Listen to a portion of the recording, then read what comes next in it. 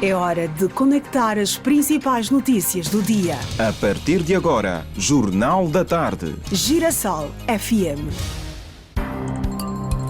Estimado ouvinte, boa tarde. Confira a seguir as notícias na Girassol FM. Cidadão de 73 anos acusado de abusar sexualmente de 5 menores, dos quais 2 são do sexo masculino.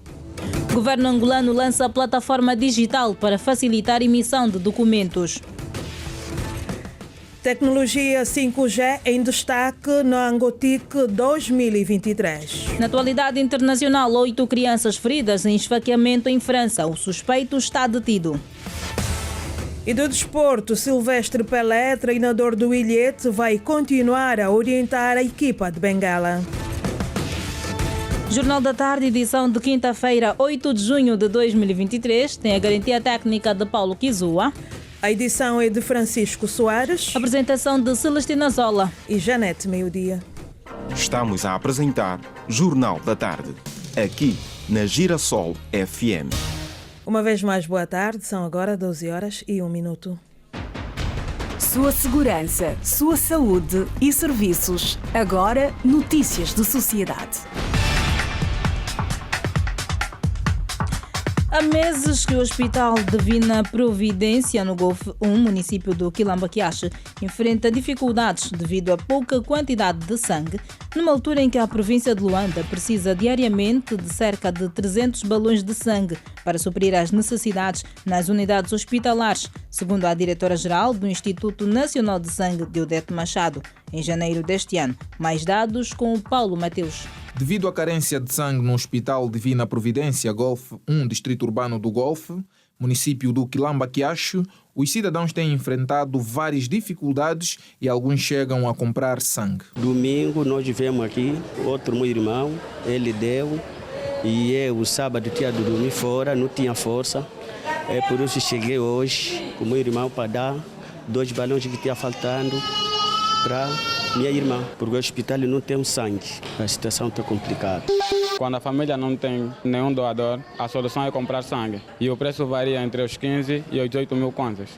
Eu venho fazer tratamento aqui, nunca me apercebi até que o hospital não tem sangue, mas eu ouvi o apelo na igreja domingo, não é? Estavam a precisar de voluntários, que era para doar sangue, porque o hospital está sem sangue. O apelo que eu deixo é que, para quem ouviu o apelo na igreja e está disponível que é para vir doar o sangue, que venha doar o sangue para salvarmos vidas. Na hemoterapia do Hospital Divina Providência, até quarta-feira desta semana no banco de sangue, só tinha 7 balões, numa altura em que o hospital pode receber diariamente cerca de 20 doentes que precisam de sangue. E o responsável da hemoterapia, Mabanza Tuvuninoa, pede apoio à sociedade. O banco de sangue aqui estamos muito mal em termos de estoque, porque não temos aquela cultura de doação de sangue.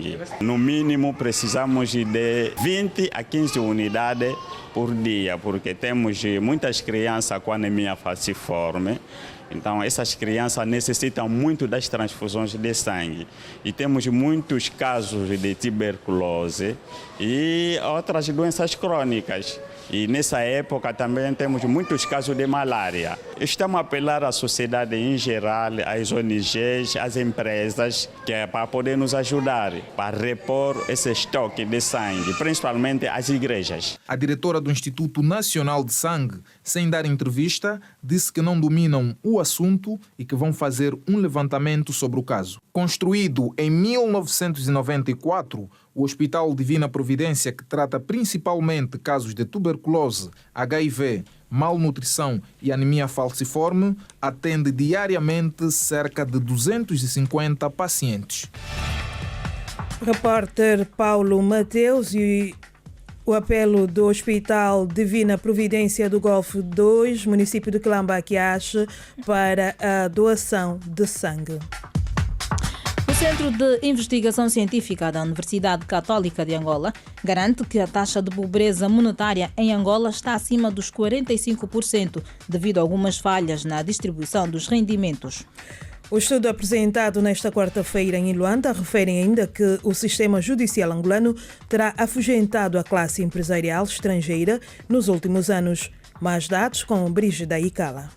A cerimônia organizada nesta quarta-feira em Luanda pelo Centro de Investigação Científica da Universidade Católica de Angola foram analisadas questões relacionadas com o histórico do sistema financeiro nacional.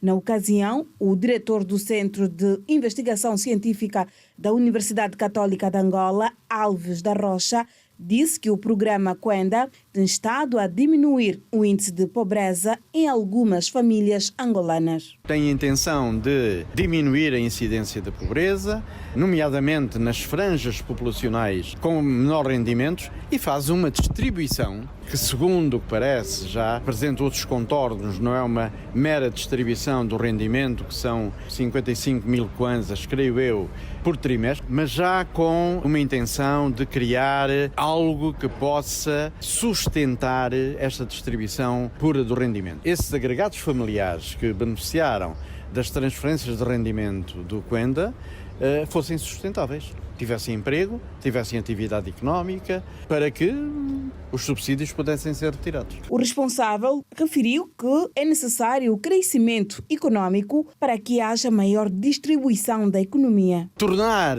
os sistemas, todos eles em Angola, é o sistema de infraestruturas, é o sistema de transportes, é o crescimento económico, é a distribuição do crescimento económico de uma maneira espacial, de uma maneira setorial. É isso que tem que se fazer, porque não é só a questão de criar emprego, é a questão salarial, é a questão de termos aqui empregos capazes de gerar rendimento. Já o padre Jerônimo Cainga, vice-reitor da Universidade Católica de Angola, disse que quanto ao processo de ensino, a instituição que dirige vai continuar a produzir conhecimentos. De elucidar os que têm o poder de decisão, tanto em matérias legislativas quanto em matérias de definição de políticas econômicas e sociais.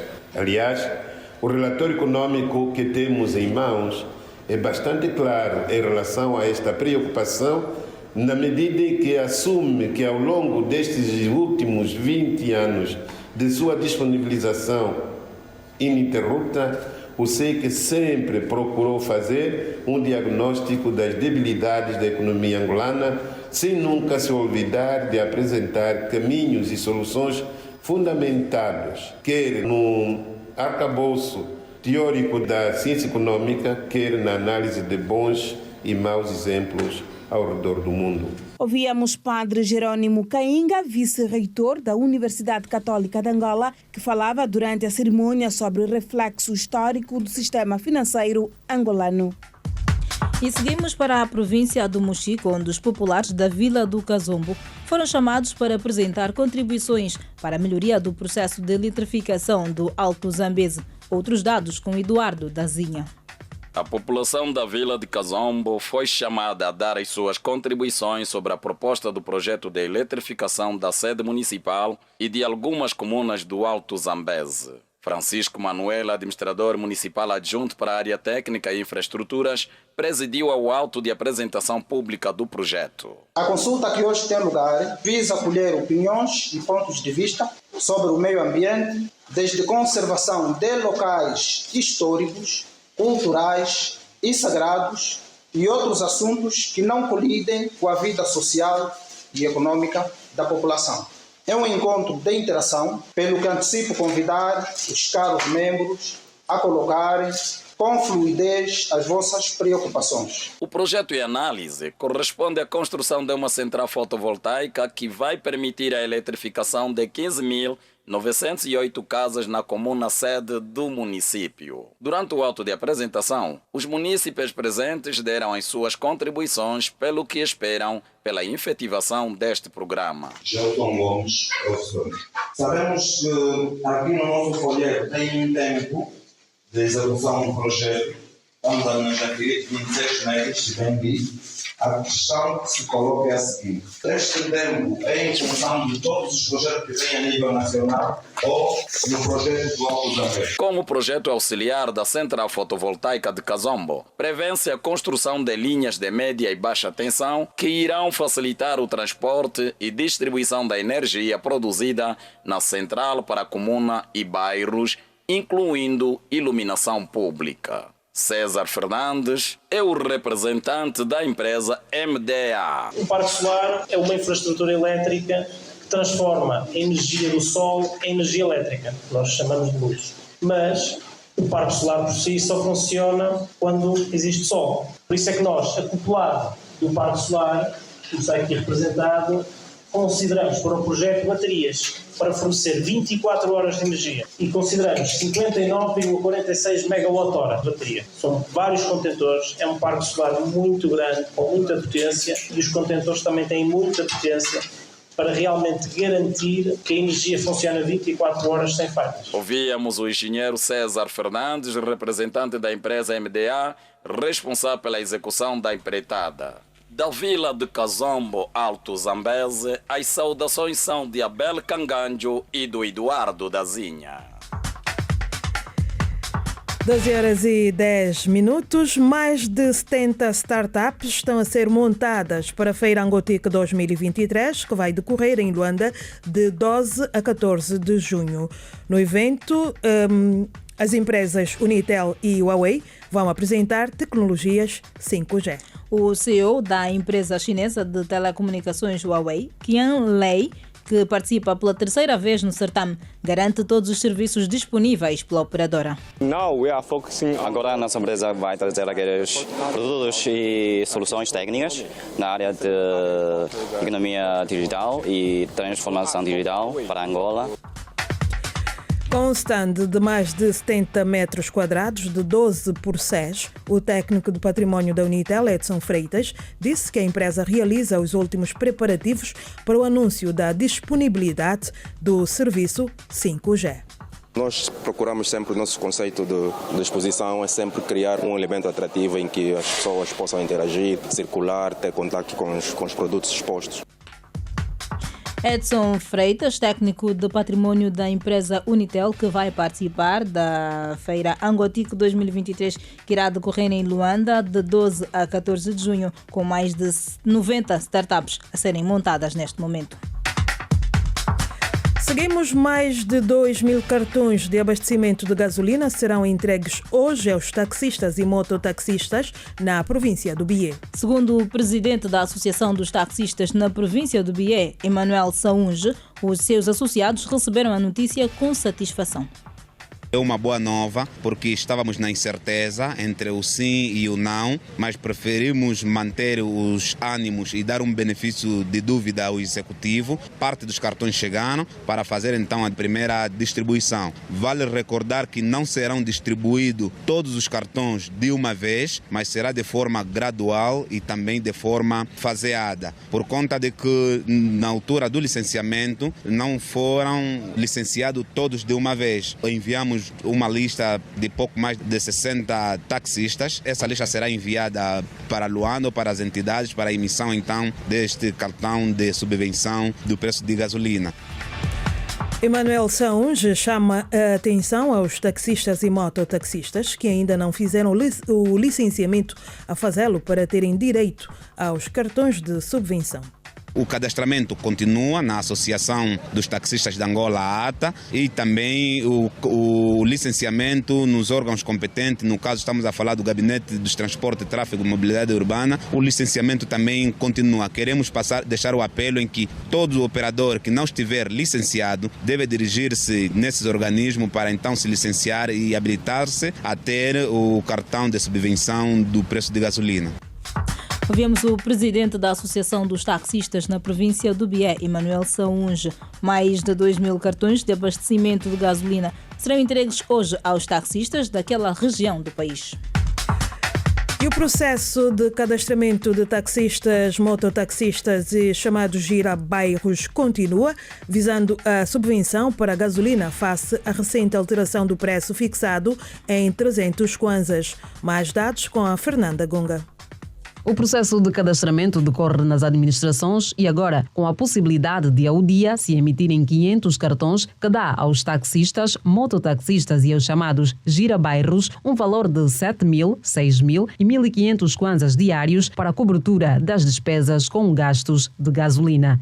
Até o momento, alguns ainda não estão licenciados e o governador da província de Luanda garante que tudo estão a fazer para a celeridade dos trabalhos. Estamos a fazer tudo que está ao nosso alcance para facilitar uma maior distribuição acelerada dos cartões para garantir que os taxistas, os mototaxistas possam beneficiar desta qualidade que exercem. Outra dificuldade encontrada no processo de licenciamento, segundo o governador Manuel Homem, é a falta de qualquer documentação por parte dos prestadores do serviço de táxi. Nós também deparamos ainda situações em que, sobretudo nos mototáxis, não têm nenhuma documentação. E se não têm nenhuma documentação, teremos dificuldades de atribuir os benefícios que eles têm por direito. Durante o encontro mantido nesta quarta-feira entre o Instituto de Gestão de Ativos e Participação do Estado e a Comunicação Social, ficou esclarecido que o licenciamento não se limita apenas aos taxistas e mototaxistas,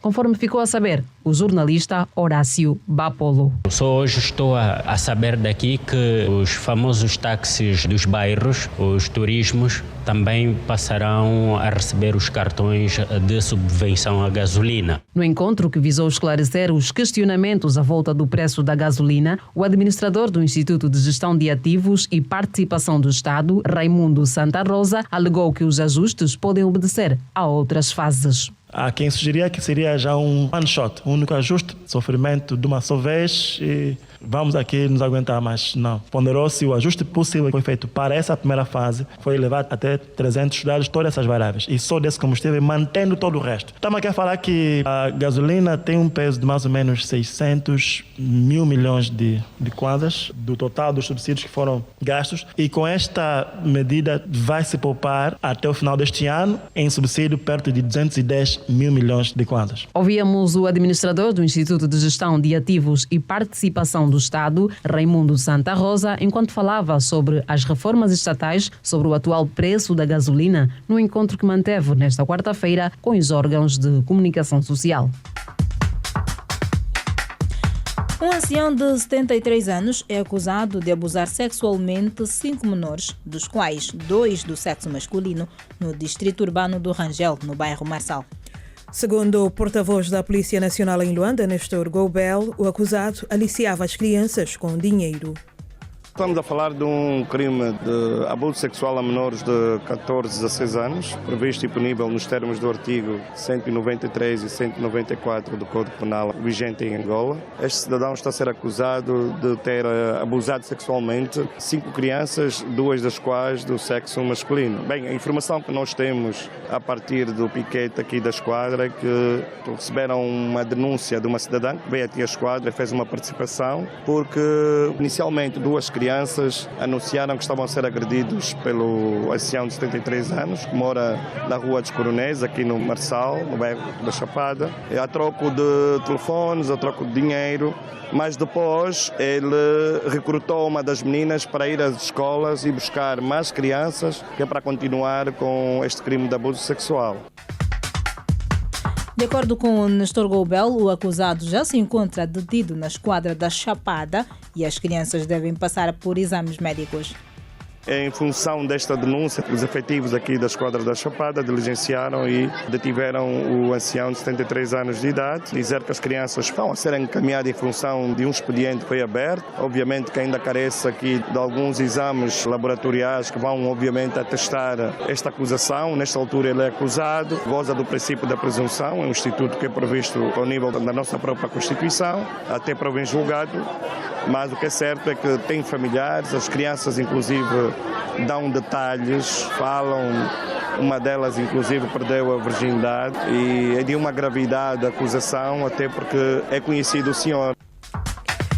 Ouvíamos o porta-voz da Polícia Nacional em Luanda, Nestor Goubel. O ancião de 73 anos é acusado de abusar sexualmente 5 menores, dos quais 2 são do sexo masculino, no distrito urbano do Rangel. Agora, política de Angola e do mundo.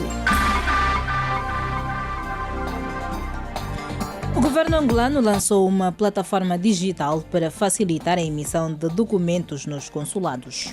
Segundo o diretor do Instituto de Modernização Administrativa, Meike Afonso, A plataforma digital lançada tem a finalidade de melhorar os serviços prestados pelos consulados angolanos nos diversos países e ainda não emitem documentos de forma integrada e dinâmica. Os serviços consulares já são prestados nos distintos consulados de Angola no exterior, mas eles ainda não acontecem de forma integrada. Portanto, o cidadão ainda se desloca muitas vezes ao consulado para obter o mesmo serviço. Ainda há falta de celeridade na prestação destes serviços, há muita duplicidade de informação, especialmente ao que a inscrição consular diz respeito, que é o ato básico dos consulados e daquilo que, no fundo, são os indicadores das nossas comunidades.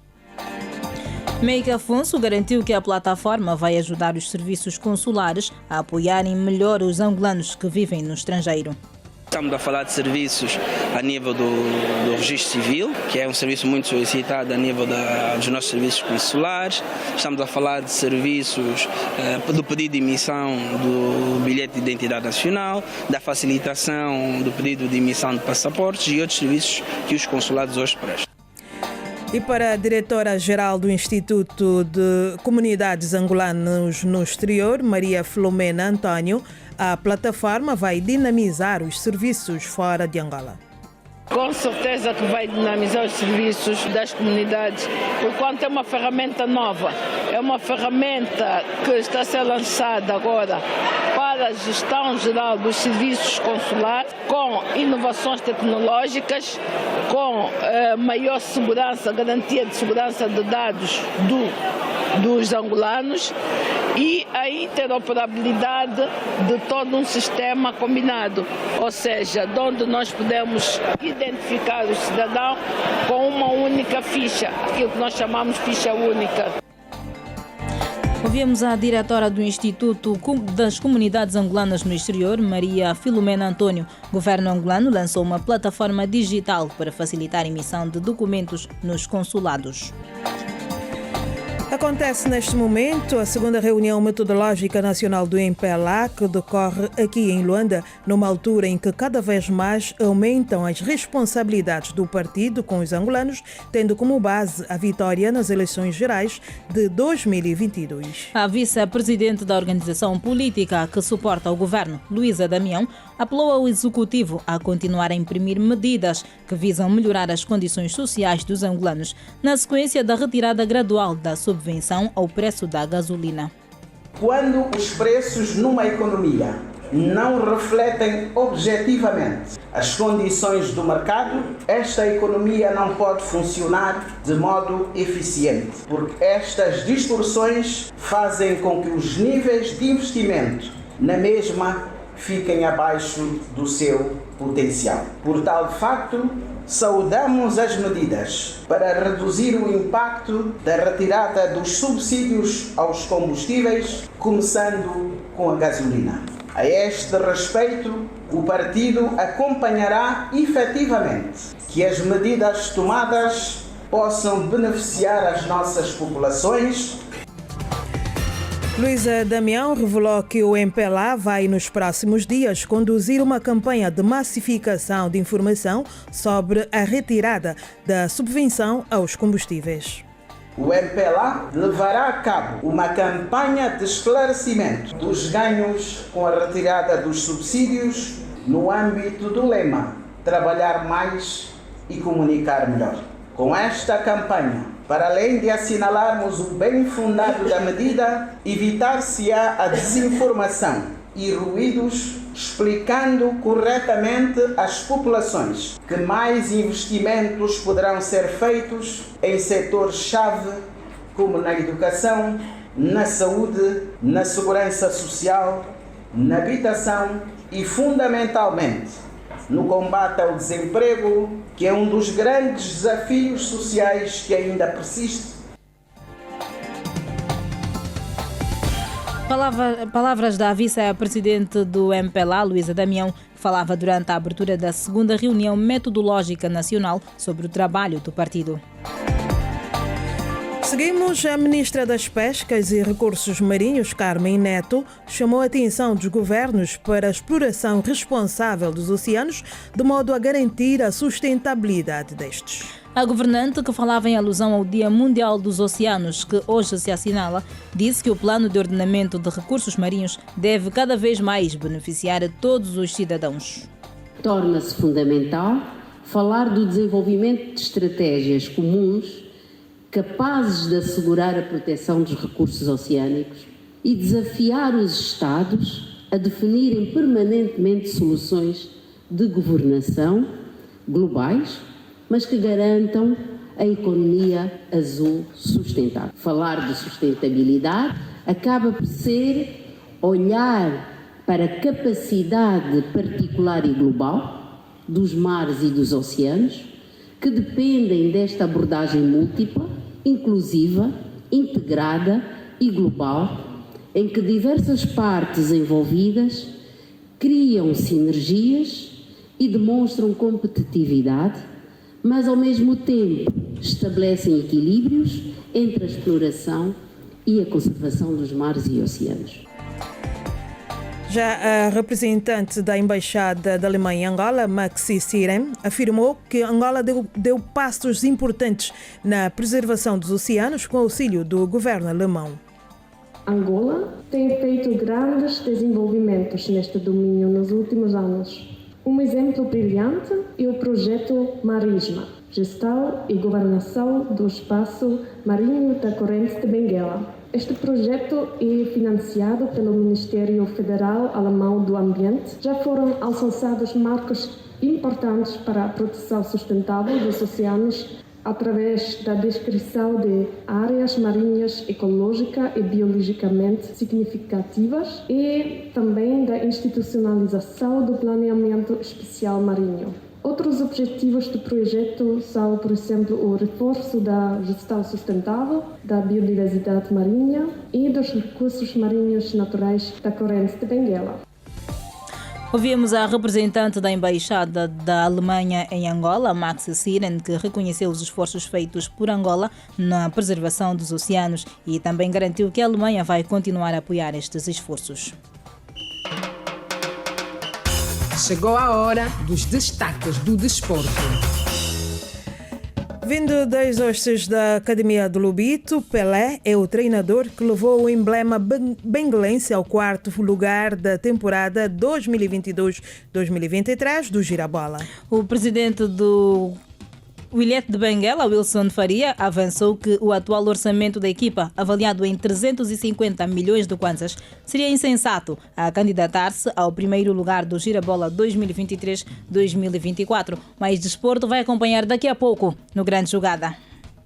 And now, the news. O mundo em notícias. O mundo em notícias. Notas da atualidade internacional a seguir, onde destacamos que um ataque a um parque infantil na França, na manhã desta quinta-feira, feriu 9 pessoas, entre as quais 8 crianças, avançam os meios locais. Mandela Silva. O suspeito, avançam os meios franceses citado fontes policiais, será de nacionalidade síria e requerente de asilo. O ataque está a gerar ondas de ataques por todo o país, levando a Assembleia Nacional Francesa a um minuto de silêncio em homenagem às vítimas deste ataque. Segundo a agência AFP, a primeira-ministra francesa Elisabeth Borne vai visitar o local do ataque. A imprensa francesa escreve ainda que 3 crianças com prognóstico reservado, sugerindo que o número de vítimas mortais poderá aumentar. E com a nota da atualidade internacional, colocamos ponto final a esta edição do jornal. Recordo que foi destaque. Cidadão de 73 anos, acusado de abusar sexualmente 5 menores, dos quais 2 do sexo masculino. O governo angolano lança a plataforma digital para facilitar a emissão de documentos. Tecnologia 5G em destaque na Angotic 2023. Lá fora, 8 crianças feridas em esfaqueamento em França. Suspeito está detido. De desporto, noticiamos Silvestre Pelé, treinador do Ilhete, vai continuar a orientar a equipa de Benguela. Acompanhou o Jornal da Tarde, edição de quinta-feira, 8 de junho de 2023, que teve a garantia técnica de Paulo Kizua. Editou Francisco Soares. Apresentaram a Celestina Zola e Janete Meio-Dia. Boa tarde. Boa tarde. A Girassol FM apresentou Jornal da